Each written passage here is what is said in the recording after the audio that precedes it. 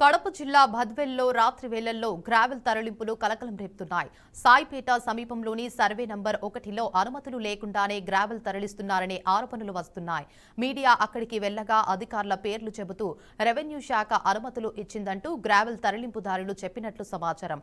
అయితే గ్రావెల్ మట్టి తరలింపునకు ఎలాంటి అనుమతులు ఇవ్వలేదని బద్వేల్ తహసీల్దార్ తిరుమల బాబు స్పష్టం చేశారు. అధికారుల పేర్లు చెప్పుకుని అక్రమాలకు పాల్పడితే కఠిన చర్యలు తీసుకుంటామని హెచ్చరించారు. అబూ సాహెబ్పేట గ్రామం సర్వే నెంబర్ 1లో అక్రమ మట్టి తవ్వకాలు చేపడుతున్నాయని చెప్పేసి మా దృష్టికి రావడం జరిగింది. అక్కడ ఎటువంటి ఎవరికి పర్మిషన్ ఇవ్వలేదు. అది ఆర్ఎస్ఆర్ దాఖల కొండపూరంలోకు అక్కడ ఎవరైనా కానీ అక్రమ మట్టి తవ్వకాలు చేపడితే ఖచ్చితంగా వాటిని చర్యలు తీసుకుంటాము. కేసులు కూడా బుక్ చేయడం జరుగుతుంది. ఎవరు కూడా దీన్ని ఉల్లంఘించి అక్కడ మట్టి తవ్వకాలు చేపట్టకూడదు.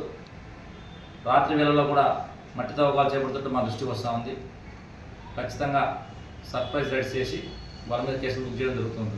గత 2 రోజులుగా అబూ సాహెబ్పేట గ్రామ పొలం సర్వే నెంబర్ 1లో అక్రమ